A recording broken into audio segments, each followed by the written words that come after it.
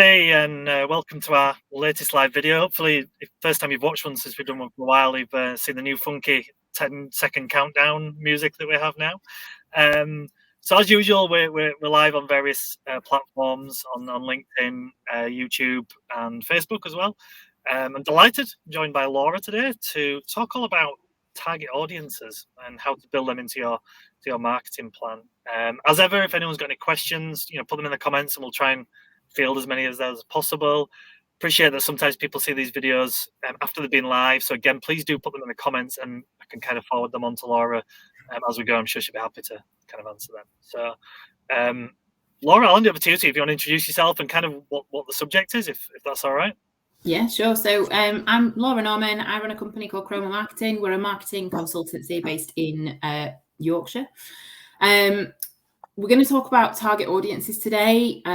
You will see on my own socials over the next year, what I'm basically trying to do is keep a marketing plan and the idea of marketing plan super simple and just break down into chunks. So each month we'll be breaking down a different part of that plan. And this month we're talking about target audiences. So who you are wanting to get in front of for your business. And so what I'm going to do is just break down how to build a target audience, particularly personas, for your own marketing plan.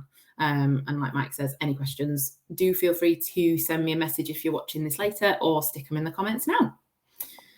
Thank you, Laura. Do you want me to bring the presentation up, and we can get cracking? Yeah, that sounds good. So, like I say, that's what we're going to be talking about. Looking at a target audience, I thought it would be good to get somebody else's definition. So a target audience is a group of people who you want to reach with your marketing message, because they are likely to take action as a result of seeing it. So whether that's buying from you, following you, engaging with you, sending you a message.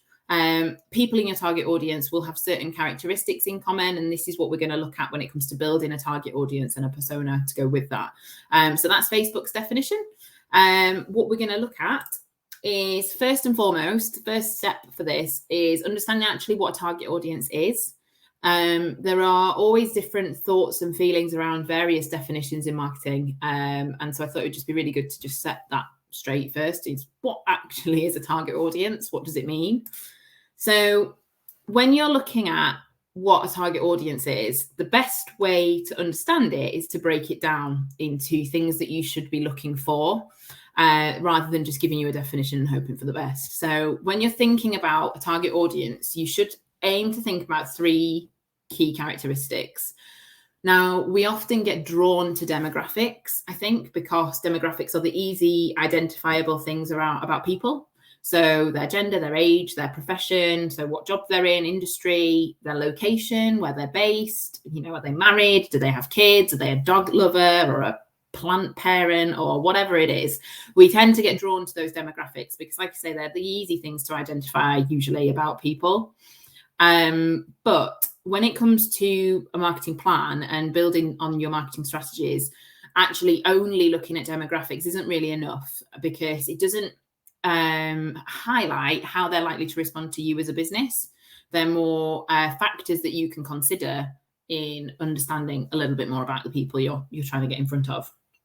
So to level that up, what we want to think about are 2 other things. So interests, what are people actually interested in that helps them relate to you? So this year, I am putting it out there now, and if it's wrong, come at me next year. I think one of the biggest themes that we're going to see in marketing this year is a need for people to build relationships and a need for people to be authentic in doing so. So being just a real human being. I think because of the outcomes of the last couple of years, and also outcomes of things happening within different sectors of the marketing world, like influencers, for example, there's been a lot of influencers that have been almost called out for being inauthentic and very much using people for the sales routine, and which has led to a real growth in what's called a micro influencer, people who build a really, really founded community around what they believe in. And people are seeing much more value in having conversation on that sense, rather than just getting discount codes thrown at them every 2 minutes. So there's quite a bit in the news today, wasn't Laura, about the influencer market, and it's quite interesting. Yes. And I think it leads into then trends in other areas of marketing. So YouTubers, for example, getting different opportunities and different types of conversation happening. I mean, we've seen, and I know there's been a lot of conversation on my own LinkedIn channel about the value in direct mail again. And it's almost like we're going back around the cycle of reintroducing some traditional marketing in, because actually what it focuses on is building relationships. And in order to build relationships, it's great to know where somebody is, but that doesn't mean you're going to have a great conversation.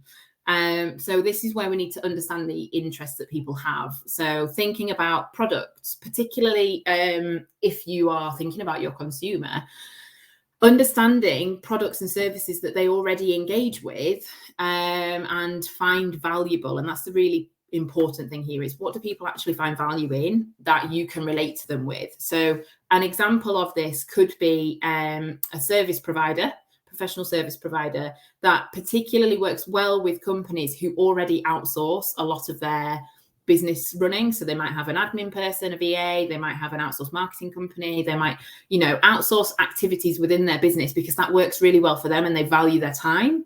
So actually, if you're offering an outsourced model already, then you are aligning with their interests and their values. So you know that you're going to have a greater chance of success in building that relationship because it's already something they value. Similarly, things like topics that they're interested in, things that they're talking about. Now, this does require you having a little bit of a stalk every now and then to see what people are talking about. But if you know somebody's very, very passionate about, I don't know, something like child literacy or well-being or sustainability, and actually that's something that aligns with you as well, and you already talk about, then it's much easier for you to build a relationship because there's common ground. And this, again, comes back to this theme of authenticity. Don't pretend to be interested in something if you're really not, because people will see straight through it. And then activities that they enjoy. Do they go out with their family? Do they go away? Are they, if you're a corporate organization, do you go on team days, or do you invest in your staff's well-being? And understanding what they're interested in and the activities that they take part in is really important, because again, that gives you something to relate to people about. And then the final part of this is behavior, and this is what we're going to look at in a little bit more depth. This is consumer behavior drives decisions. And so it's about understanding what problems they're facing, how are they interacting with other people. It's almost a combination of the interests and how that becomes a decision-making factor, if that makes sense. So what I'm going to just quickly do is take you through things that you can consider in the behavior part of this. So there's a few things here. 3 factors that are a good starting point for understanding how and why people behave the way they do. The first one is your personal factors, which leans on that interest part that I mentioned previously, but it's interests and opinions that are affected by their demographics. So an example I used earlier today, I live in Barnsley. Barnsley is an old mining town, but a really interesting fact about Barnsley is, and correct me if I'm wrong, don't come at me, I believe it's one of the towns in the UK that's got the most pubs per square mile. So there's quite a big... That, isn't it? I know. As a beer lover, you can see my appeal. But based on that, there's this culture around, entertainment in the town. And actually it's known bizarrely elsewhere as being somewhere that's good for a drink. And, that's based on its location, and it's based on a culture that already existed within the town. So it's things like that you can bring in, right? Interests and opinions that are affected by where somebody lives, their marital status, their profession. So it's almost using those demographics, but upscaling them, but leveling them up a little bit so that you're getting more from that to understand why people behave the way they do. Yes, Luke, definitely go South Yorkshire. Another factor to consider are psychological factors. So perceptions and attitudes is what comes into this. Now, this could be anything around political persuasion. It could be somebody's personal beliefs, religion. There's so many things that go into perceptions and attitudes, but it's almost the way of being of a person. Any good brand strategist will tell you that a company has a way of doing things. It's a way of communicating and a belief system that their mission and vision is built on. And it's the same for individual people. And this is what I think is going to be really important this year, is actually remembering that, yes, you're marketing to an organization, but you're marketing to an individual in that organization that sees a need for something, and you're building a relationship with that person, not necessarily that whole organization. So really understanding the perceptions and attitudes that your connections have on LinkedIn or on Instagram is great for starting to build those relationships and having those conversations. And then the third factor are social factors. So it's coming back round to, relationships that they're in, education status. So certain industries, education level and career paths and the way you get into that career is more important, and people see more value in having conversation around that.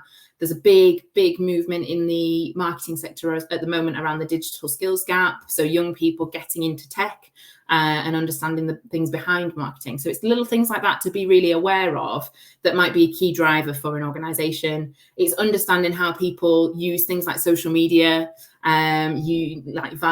whether they value things like a gift in the post or something like that. It's thinking about how people react to and linking from those values, how they're then behaving.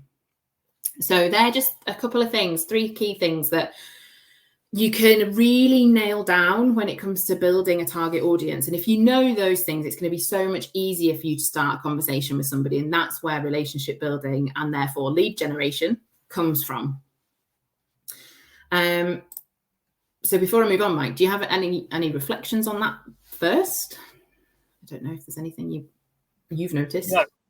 No, I think it's absolutely spot on. Is that it's such a bigger piece than, like I said, the natural demographics I think a lot of people think of when it comes to their potential customers. I think it's something we've all maybe been guilty of, but it's such a more, I think complex is the right word, but more detailed that we need to think about. And I think behaviours and is absolutely key to that. And people's what matters to them. I guess values is the word I'm looking for. Yeah, for sure. It's such a big thing, I know, for what we do especially. Definitely, because you're dealing with so many different people. So once you've got an understanding of what drives your people, your audience, it's really important to then kind of bring it back to yourself, bring it back to your brand, and define who your target audience is. So within that, there are 3 groupings that you can create. This doesn't necessarily require so much detail, is the first thing to note. But what you want to almost do is prioritize the people that you're targeting. So the first grouping is your primary target audience. Now, your primary target audience are people who, value absolutely everything you do. They are the people that you that buy everything from you. They come to all of your events. You've got a really good connection with them. They send you regular referrals, or they introduce their family and friends to your product. Maybe they use a referral code or a recommend a friend code, or, they're always there when you've got promotions on, commenting in your posts and all of that stuff. They're really, really invested in you. Therefore, you need to be really, really invested in them, because they have the potential to drive so many sales opportunities for your business, but also they're almost like a brand ambassador for you. So your primary target audience are the people that majority of your marketing messages will be tailored to, because you want to reach more of them. It's almost that person if you could clone them, you want to get more of those into your arena. So they're who your marketing campaigns are more likely to be directed to. You then have secondary and tertiary. Now, your secondary audience are people that will buy from you regularly, but maybe aren't as invested. So they might not follow you on all of the different social channels. They maybe buy less regularly from you, or they maybe only buy when there's a promotion. Or, for example, they might not attend your events if you are a service-based industry doing webinars, for example. They might not come to all of those, but they're still a regular, retained customer, for example.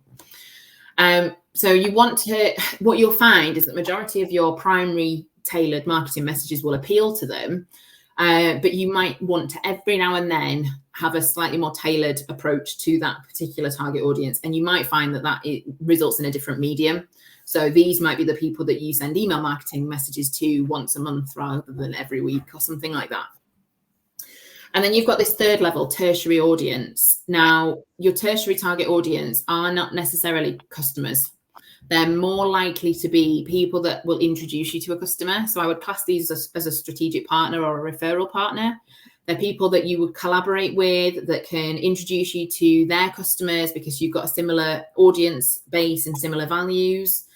So they're people that you need to have a relationship with, but you're not really going to target your marketing messages to them on things like social media. It's more about maybe grabbing a cup of coffee, or you might film some videos together like we're doing now. It's things like that which they will value more, because you're aiming for the same customer. So what I would always do is, when you're thinking about your offering, think about who your primary, secondary, and third level audience are first and foremost, before going into too much detail, because what you can then do is expand that to build your personas. But it just helps give a really clear direction for your marketing plan of, right, this is who the majority of things are going for, but we need to bring in different types of marketing strategy to reach the secondary and third level audience. So that's how you would define your target audiences. And then what you would then look at doing is a little bit of research. So we've got Laura, I just thought I'd mention a point that Luke has put in the comments, which I think, kind of backing up what you were saying just a little bit earlier about kind of marketing going round in a big circle. People looking at direct marketing and print that previously they've done email, and I guess that's because, like anything, one thing saturates, people look at alternative and new ideas. Yeah, definitely.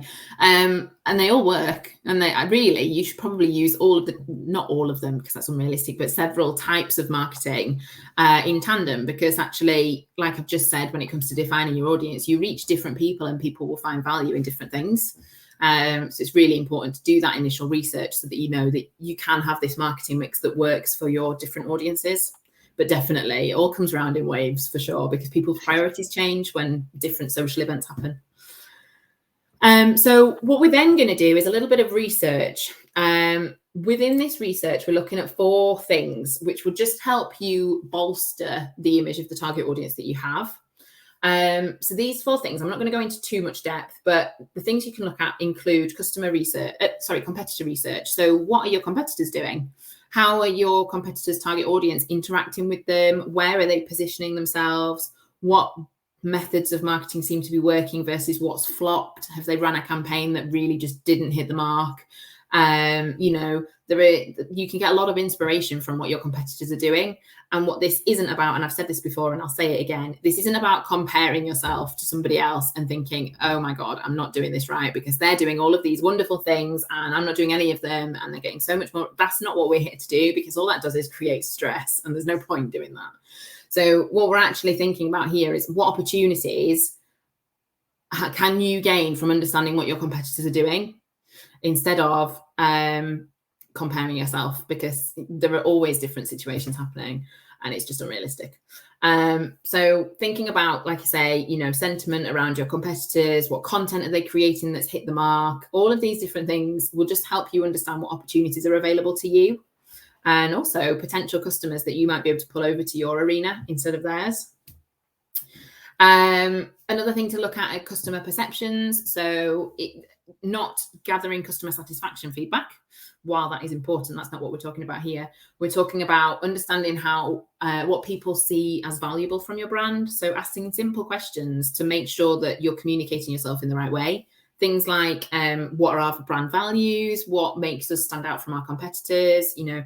Words to describe your organization, because if what they say and what you think match, then you're communicating in a really strong manner.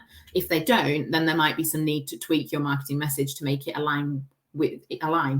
And it's a really useful exercise, and I would advise doing it once a year at least, because it's just a really good way of grounding whether you're doing the right thing or not. But also it's almost like you can then open the gates for further opportunities. If you gather that feedback from customers and you get a really strong kind of consensus from one target audience over another, actually it might be more worthwhile focusing in on either of those if you want to target one more than the other. There's loads of data that you can get from just doing that one simple exercise. Your brand story isn't the tale of how you began the business and you started in 2018 and all of that stuff, because great, but nobody really cares. Sorry. Not really. It's helpful for building a relationship a little bit if you've gone on a similar journey, but for customers that want to know whether you offer a service or not, that's not what they need to see. This is the story you need to tell to your customers to resonate with them.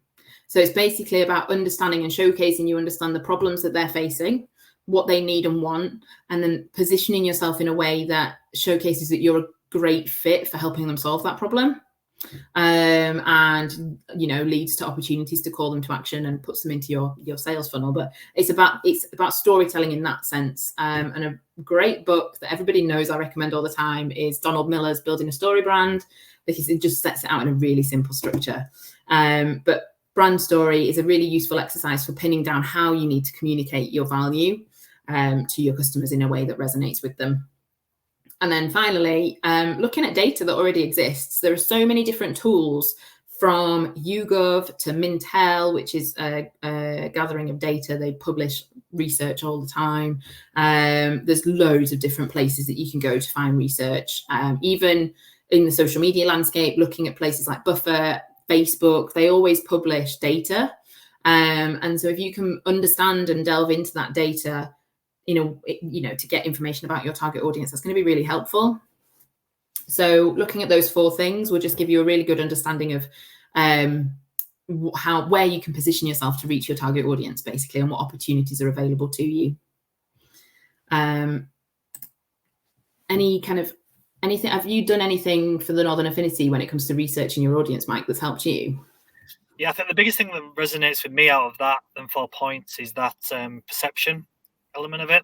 Because we all, we've probably all got a perception of our business and what we're trying to achieve, and kind of a lot of it's in our head to an extent, and we try to get it out there, but it doesn't always resonate. And I think that's one of the messages that I think you don't get better at it, I think, as you go through, but also then you can also lose that over time. You can feel yourself, and I think it's something I know I'm aware of, that we've done it well at certain times and not done it so well at other times, but always aware of it and trying to make it as good as possible. It's definitely not perfect, but I think as long as you're aware of it and you keeping an eye on it, then that's a step forward. Does that make sense?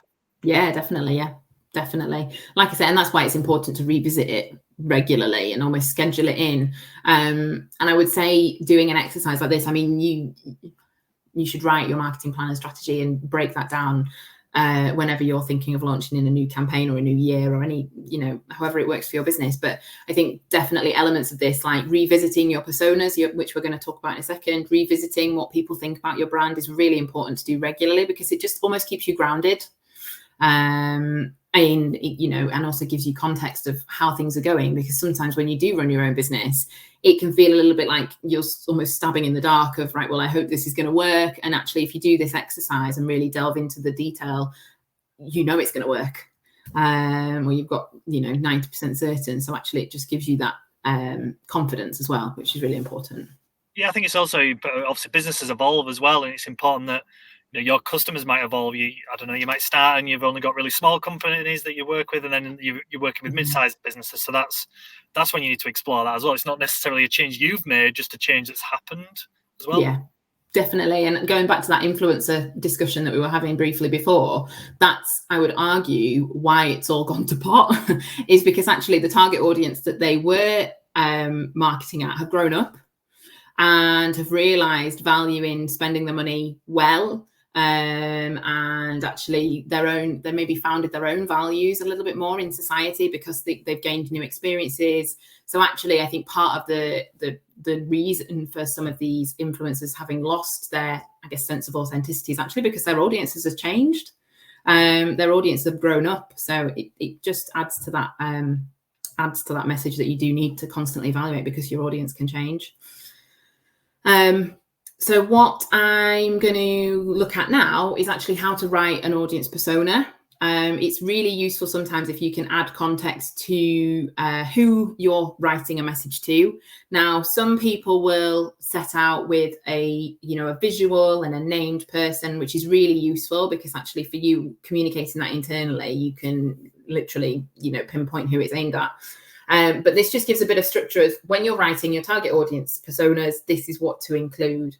So when you're writing your persona, these are 4 key sections. Facebook created a handy little graphic for that as well, as a way you can set that out, documenting how to document it. But basically, the 4 key sections of a target audience persona, some of them we've already gone through: the demographics, interests and behavior. The big thing to really think about, which we can go into a bit more detail of is the need. What do they actually need that your service provides?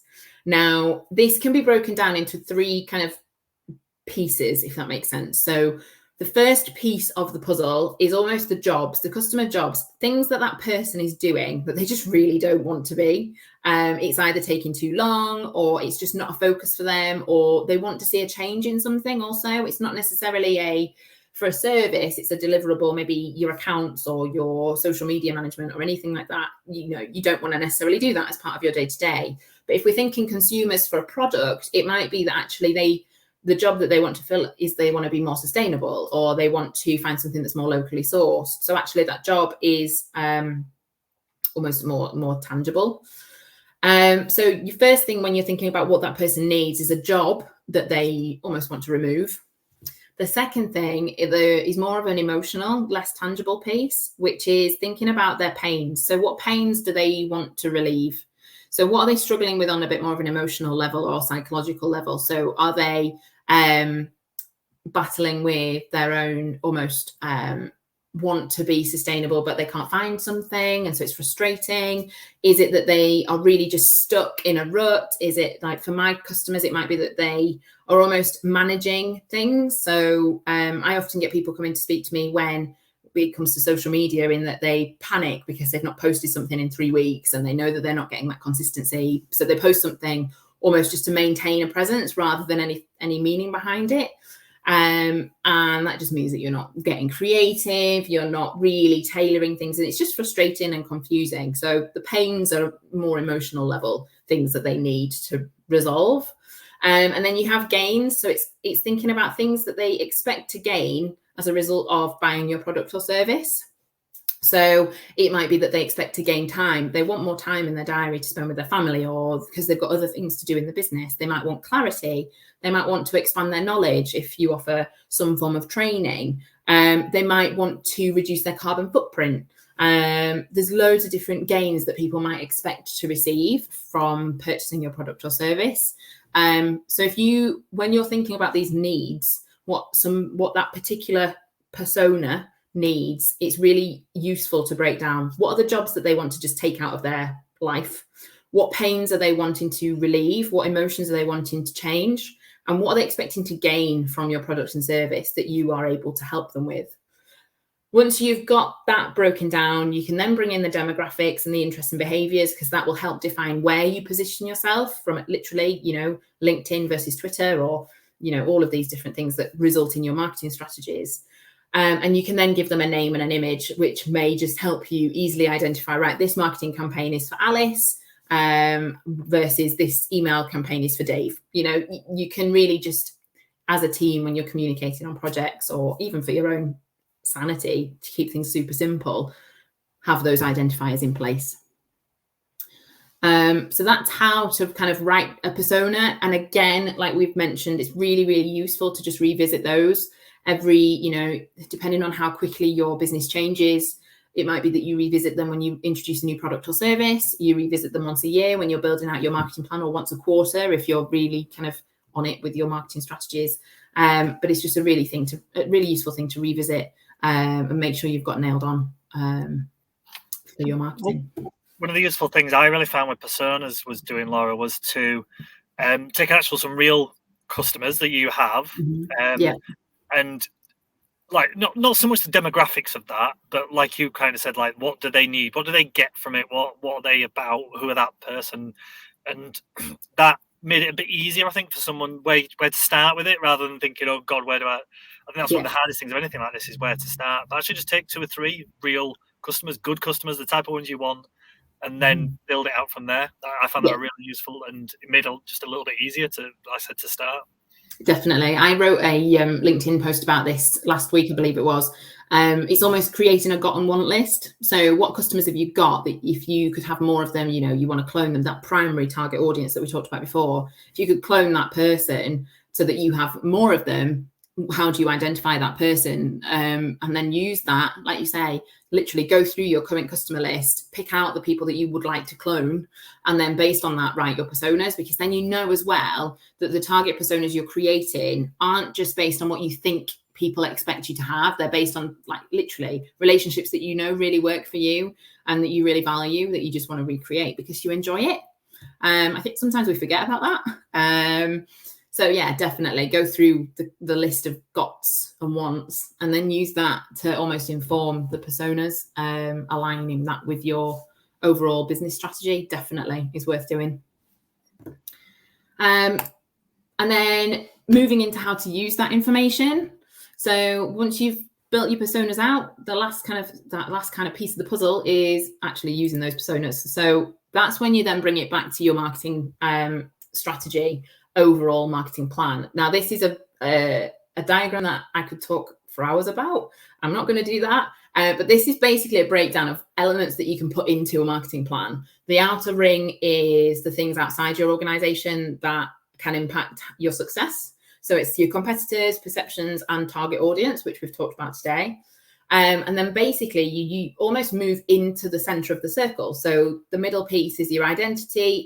It's you as a brand and how you communicate. So once you know who your target audience is and you've done that research, you know how you need to communicate to them. So you've written that brand story, you've designed your imagery, you've got your vision, mission, objectives really clear, and your values, which your target audience align with, hence them being a persona. And then you bring it into the very middle of the circle, which is your execution. So you're looking at your lead generation versus your brand awareness. Lead generation is activities that you do to generate sales. And your brand awareness is building the awareness of your brand. So building your reputation and visibility.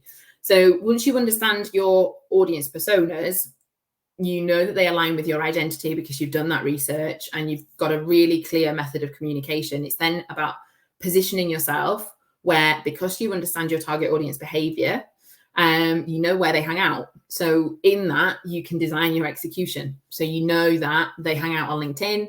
Therefore, as part of your lead generation social media work, you're going to position that message and that brand story on LinkedIn because you know that's where they get where they hang out. So you're going to get more visibility from it. So basically what you do is you start with this outer level research about who these people are and use that to define the rest of your marketing plan. As a kind of an extra for this, I have very much skimmed the top level of understanding how to build a target audience today. So on my website, I have a guide that literally delves into everything that you can think of when it comes to target audience. So it's how to narrow down your ideal customer to provide more sales opportunities. It's on the homepage of my website. All you do is put your details in and you can download a copy of that. It'll get sent into your inbox. So if anybody would like a copy, feel free to go and do that. Because I do appreciate, I've talked through this quite quickly, and also there's a lot more that you can think about there. So that's just an almost a starting point to help you continue this thought process. So yeah, that's it from me, really. So I don't know if you've got any thoughts or anything, Mike, or questions. Well, no, I think that's a great point about the detail. Obviously, lately, I think that's a really useful thing because, like I said, the point of this is to kind of give a bit of an overview and give people a flavour to get people thinking, if nothing else. Yeah. But something like that, you can work through it and sit down and kind of focus on it because it's such an important part. And I guess one question I would have is, I know you kind of talked about doing this regular, which makes obviously a lot of sense. Yeah. Is there also any kind of particular triggers that you might find within a business where it might be a good time to do it? So it might be, it might be annual like birthdays of the business. It might be that you've had a spell, you've lost a few customers. Whatever. Is there something that might trigger to kind of go back and relook at this? I would hesitate on doing it at a point of negative reaction. So what I mean by that is if you do go through a phase of maybe you're not getting as many leads through, or you've maybe lost a couple of clients, I wouldn't necessarily use that as a trigger for going through all of this, because it's almost then reacting in a way that's negative in connotation, because you're questioning yourself, which then almost leads to panic mode, and it's very reactive. It's not so proactive. So I would argue that actually if you're finding that you're losing clients, it's actually a time to step back and think about the bigger picture a little bit more, as what else is maybe impacting that. But definitely if you find that you have any seasonality, or say you're running a really big campaign and you want to make sure you're getting as much return on investment, this is something to do a few months before, because you know then that your campaign is devised in a way that's going to hit the mark.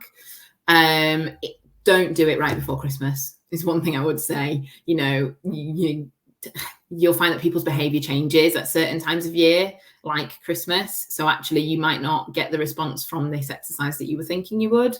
But definitely, you know, before, a really good time to do any exercise like this when it comes to building a strategy and planning is kind of the either, I'd say 3 months before the start of a financial year or your business year or whatever, or kind of 3 months towards the end of the year. So before the Christmas madness, like August, September time is a really good time to just sit down and get to grips with things, because you might find that you've had a peak over summer or a trough.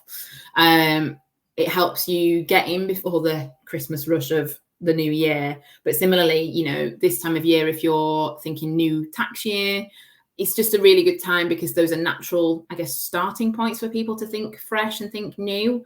But also, yeah, like I said before, if you're thinking of running a new campaign, thinking of launching a new product or service as well, definitely revisit your personas before you go into that to make sure that you're going to get the most value from your time. But I would hesitate if it's as a reaction to something that's happened, because that always has negative connotations and can send you into a bit of a spin, which we're not here to do. No, that makes sense. No, that's great, Laura. So is there anything else that you want to mention? I don't think so. Like I say, if anybody wants to get that guide, visit the website. Obviously, like I say, I've skimmed over this. So if there are people watching this back and thinking I could just do with chatting this through in a way that's more applied, then drop me a message or connect with me on LinkedIn, and we can have a chat. Well, that's actually just made me prompt a quick question, actually, Laura, thinking about that. How important would it, if you do this, probably a piece of work you might want to do yourself or within your team, but how beneficial do you think of getting a kind of an outside person's eye? Maybe not like you'd have to necessarily work them through the process, but kind of coming at the end just to kind of sense check it, I guess. Yeah, I'm going to sound biased here because that's literally what I do, but it's a really useful exercise, because you can get so bogged down, and I know that I see value. In fact, I'm having a meeting about this tomorrow, in having an outside person kind of give me insight that isn't, I'm so in my own business, and you'll be the same. You're so within your business that sometimes you don't see the wood for the trees, or you almost miss potential opportunities because you're focused on what you're doing. And so sometimes having somebody else come in and just give you an outside perspective that's not based on the pressures of running that business can be a really useful way of triggering some of these light bulb moments of clarity, but also, you know, seeing processes slightly differently, because you're not doing it day to day. So definitely a useful exercise, for sure. Yeah. No, you mentioning that just kind of prompted me to think about that. So yeah, good point. Thank you very much for that, Laura. I think it's really, really useful. For people watching, we'll put it on the YouTube page as well. So it's going to be there for people who want to go back and watch it. Obviously, be on the LinkedIn stream as well. And obviously, if people want to contact you, Laura, LinkedIn is as good as any. Yeah, probably the best place to start. Yes. Perfect. So if you have any questions for Laura, that's where you can go. But yeah, thank you everyone for watching, and thank you, Laura, for your time. It's really, really useful. Thank you. Thanks for having me.